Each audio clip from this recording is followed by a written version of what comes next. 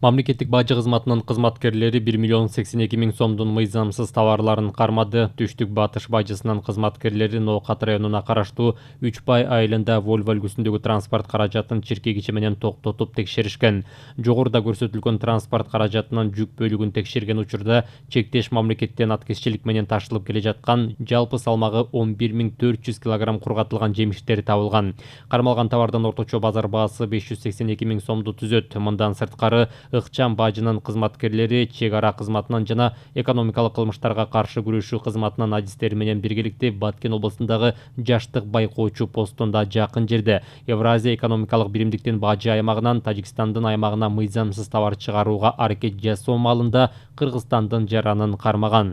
Унааны текшерген учурда дары-дармек каражаттары жана алкоголдук продукциялар табылып, товарлар мыйзамдуу экенин тастыктаган бир дагы документ көрсөтө алган эмес. Кармалган товарлардын орточо базар баасы 500 миң сомдон ашуун, фактылар кылмыштардын жана жоруктардын бирдиктүү реестрине катталып, тергөө башталды.